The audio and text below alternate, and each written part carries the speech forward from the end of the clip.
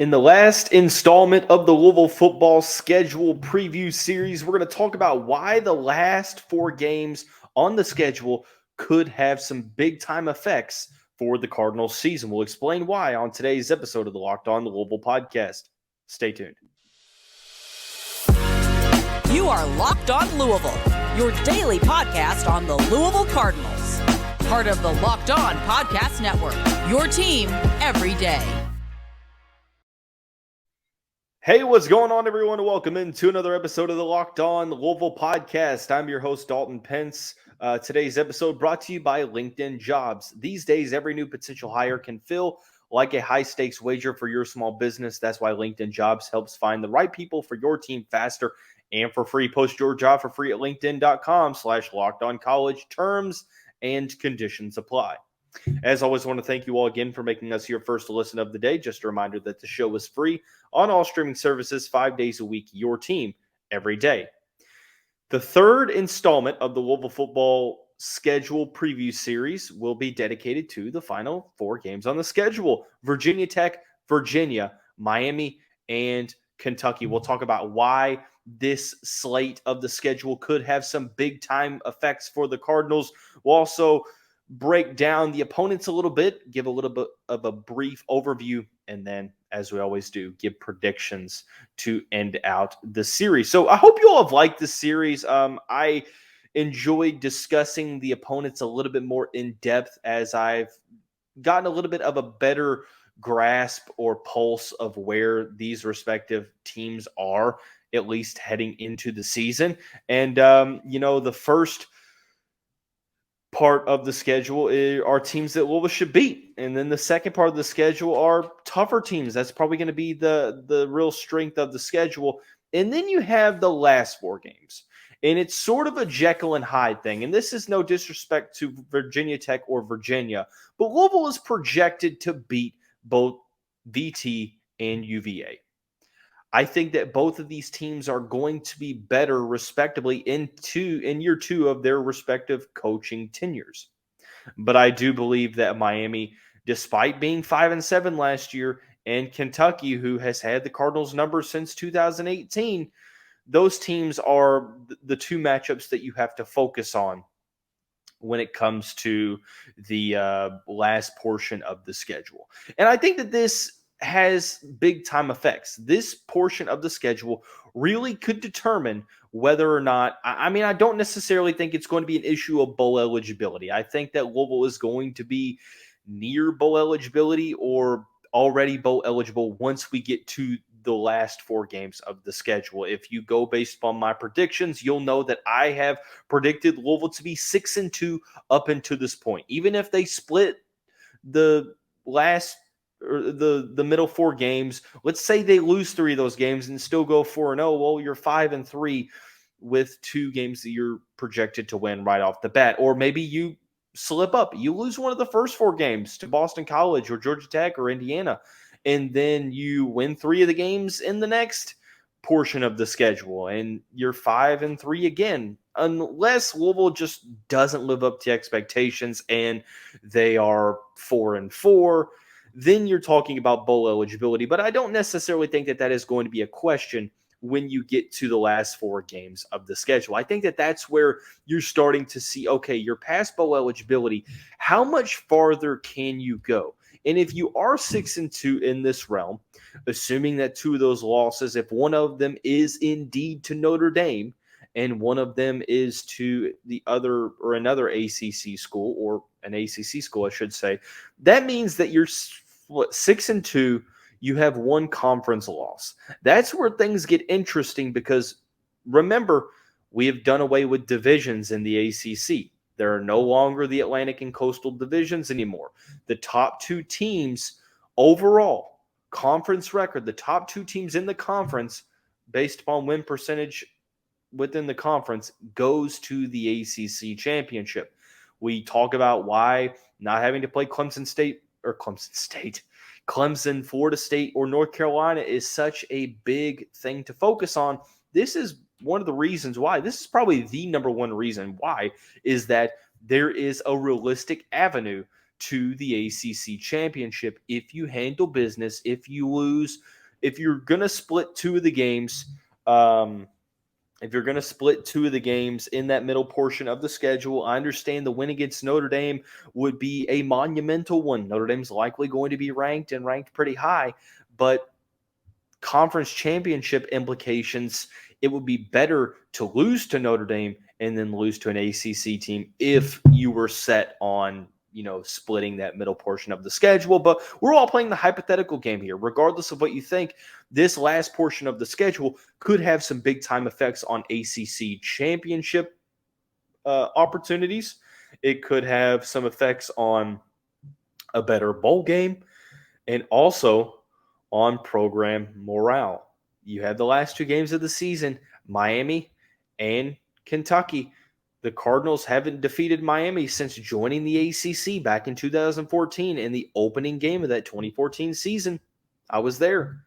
And then obviously, big storyline is how is Louisville going to approach the rivalry game under Jeff Brom when we have this assumption that, look, he gets it. I think our main issue is that it seemed like Louisville never got hyped for this game during the Scott Satterfield tenure. It's almost like Satterfield looked at this like any other game, and the players sort of followed suit. If that wasn't the case, it didn't seem that way from a spectator's point of view. It seemed like this was just any regular game, and Kentucky treated this like a true rivalry game. And I don't think that there is any question or any type of surprise that each game that Kentucky has played Louisville since 2018 has been a double-digit win in favor of Mark Stoops' program. So you wanted to go out and get a guy that understood the rivalry. Probably not many better people to go get than Jeff Brom, who definitely understands the rivalry. Another thing is that his teams usually get hyped and they're prepared for big-time games. Another thing that it didn't seem like with Scott Satterfield's teams, it didn't seem like those teams were prepared for the spotlight.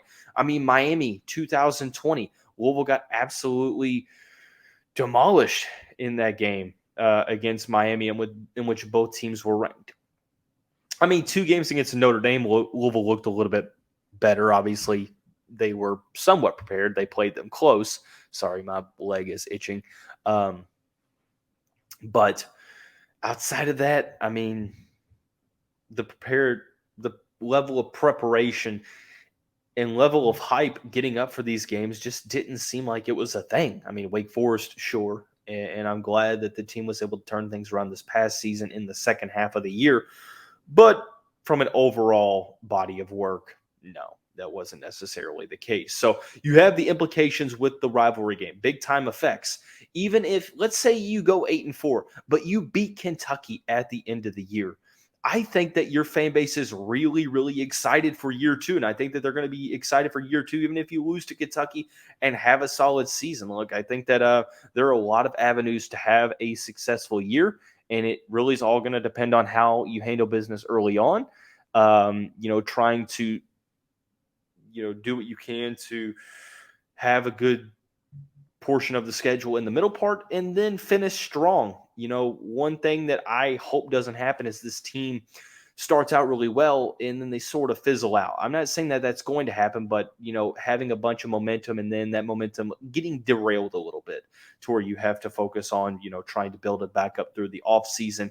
I think that, this back half of the schedule, Virginia Tech and Virginia, two more opportunities to do what you need to do and handle business. I think that these are opportunities that, look, 3 of the last 4 games are at home, including that game against Louisville. And not to the game against Louisville, the game against Kentucky, sorry, it's at Louisville. And then you have the road game against Miami, who plays at the Miami Dolphins stadium.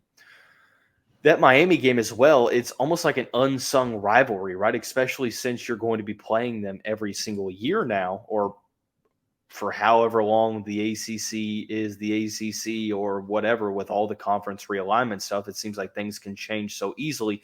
But at least on paper, at this point in time, on August 7th, August 8th, Miami's going to be a yearly opponent. And that's a team that, obviously the Devin Hester situation, stomping on the bird in the early 2000s. That game in the Russell Athletic Bowl where Louisville absolutely demolished them, and then 2014, and then Miami has had their number really ever since. So for the Cardinals, now it's a matter of, okay, let's make this a fun rivalry again. And I think if you were to split the games against Miami and Kentucky, or even win both of those games, you have an opportunity to really, really create some big time effects for the season, not to mention the conference championship possibilities with wins over Virginia Tech, Virginia, and possibly Miami. So I want to break down the opponents a little bit more like we've been doing. We'll do that here in just a second. Before we do that, I want to tell you about some awesome opportunities from our title sponsor of the show, LinkedIn Jobs. These days, every new potential hire can feel like a high-stakes wager for your small business. You want to be 100% certain that you have access to the best qualified candidates available. That's why you have to check out LinkedIn Jobs. LinkedIn Jobs helps find the right people for your team faster and for free. What you do is you add your job in the purple hashtag hiring frame to your profile to spread the word. You have simple tools at your disposal like screening questions. It makes it easy. It helps you narrow down the candidates, the skills, the experience that you're looking for. Adding the right team member is really, really going to do a lot of things in terms of creating a positive and measurable impact on your business. It's why small businesses rate LinkedIn Jobs #1 in delivering quality hires versus leading competitors. LinkedIn Jobs helps you find the qualified candidates you want to talk to faster. Post your job for free at linkedin.com/lockedoncollege. That's linkedin.com/lockedoncollege to post your job for free. Terms and conditions apply. Okay, talking about the 4 teams on the schedule to conclude the season for Louisville football. As I mentioned, a little bit of a Jekyll and Hyde situation. 2 teams still looking to try to get past a rough first year in their respective coaching hires, and well, actually Miami as well under Mario Cristobal. But Miami's a bit of an interesting situation. We're going to talk about that in the third segment. And then you have Kentucky, who 7-6 didn't have the greatest season by their standards, but still successful and projecting to still be a potential threat in the East this upcoming season. So we'll start with Virginia Tech. Last year, tough year under first-year head coach Brent Pry. He went 3-8 on the season. They're projected to win about 6 games this year. This is the first time that Louisville has played the Hokies in a couple of years since Virginia Tech had Hendon Hooker.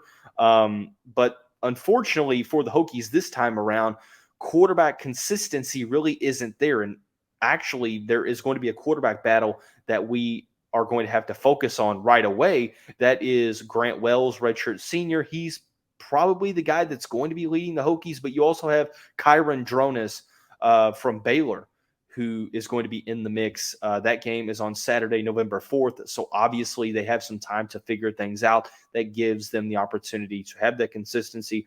They have a trio of wide receiver transfers that have joined the mix. Virginia Tech's receiving production last year, not necessarily good at all.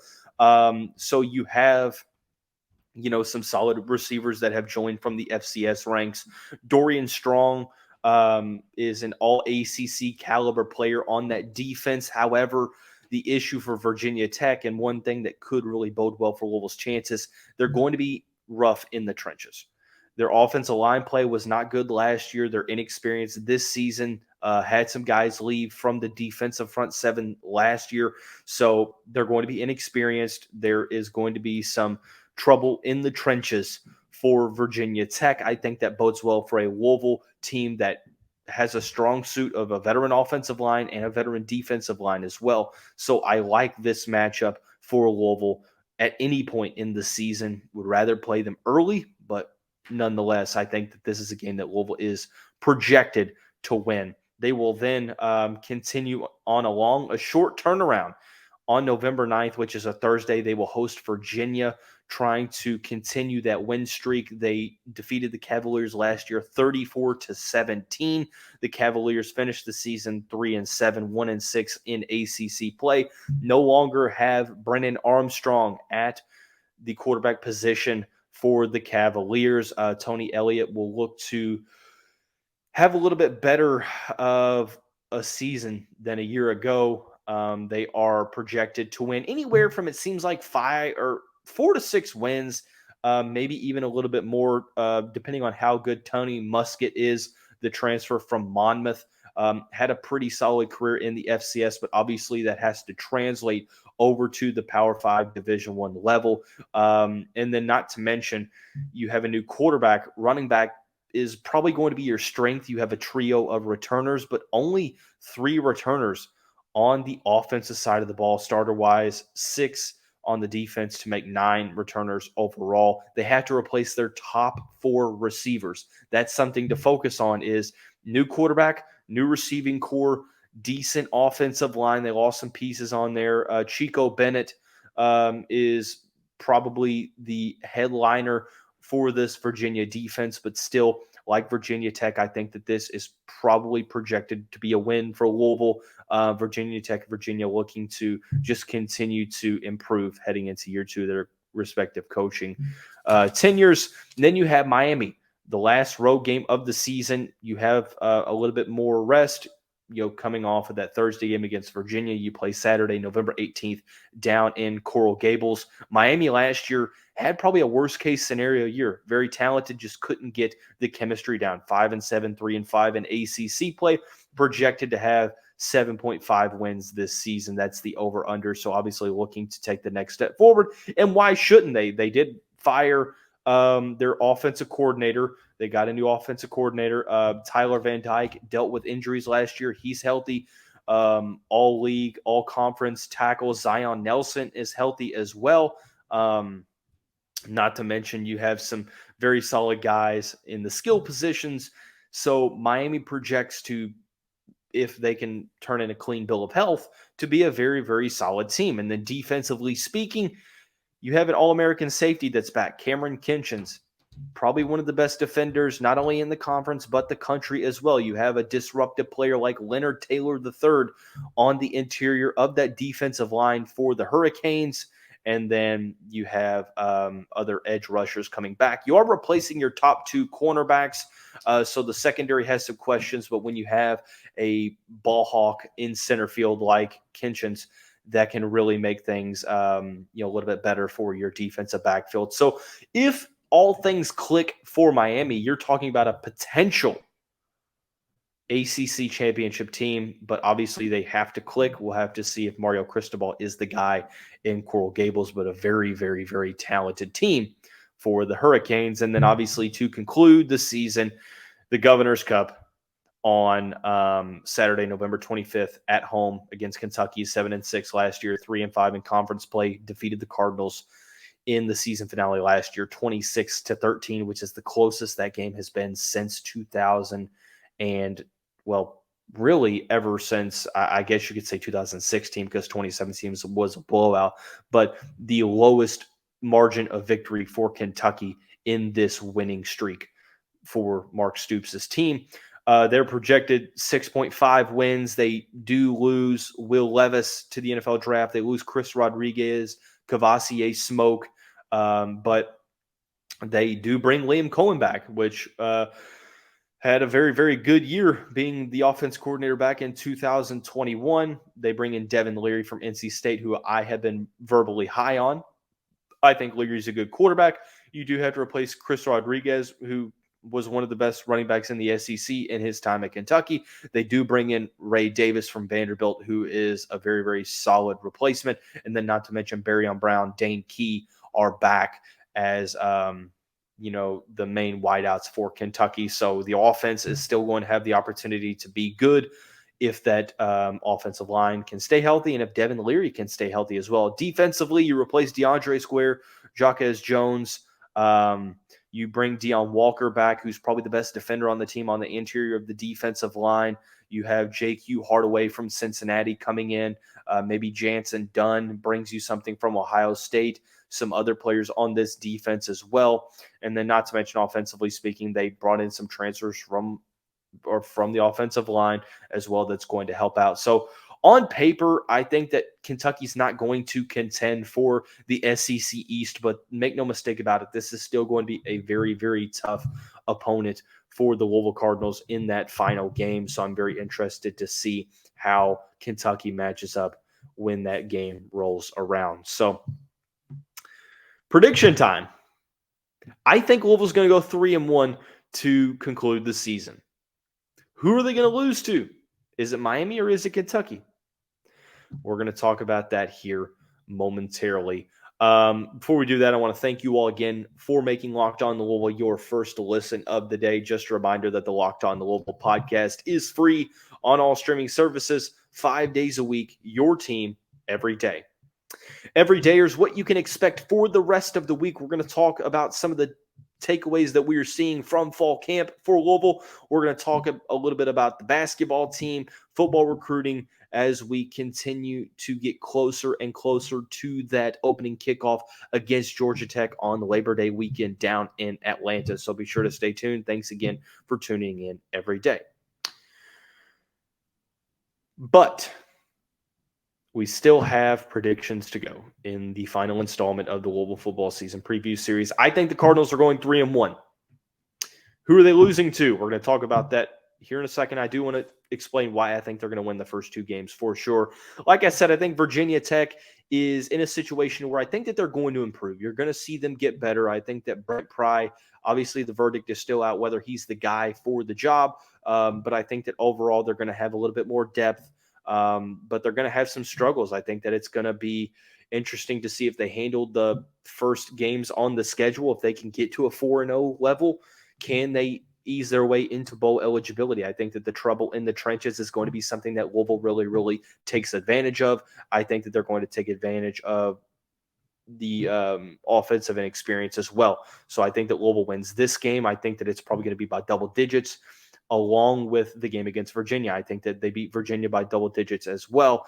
I don't know much about Tony Muskett. I tried to watch some highlights, but obviously that doesn't really tell the tale. He has his work cut out for him transferring in from Monmouth. They don't have a lot of returning pieces coming back. Only 9 starters combined from both sides of the football, replacing their top 4 receivers. So not only do they have to prove stuff at quarterback, but also the receiver position as well. Louisville won this game pretty handily a year ago, so we'll see. But I think that Louisville wins this game by double digits. And then you have Miami and Kentucky.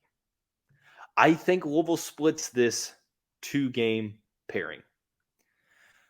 I am not sold on who I think it's going to be. Yesterday, I would have told you that Louisville beats Miami, loses to Kentucky. Today, I think that Louisville loses to Miami and beats Kentucky. I think that these are two of the games that I have a star written next to them because I don't know what to expect. Because Miami is the true wild card. Because if Miami is clicking on all cylinders, if they reach their potential, they're one of the best teams in the conference. And this is a game to where Louisville could definitely be the underdog if the Hurricanes handle business.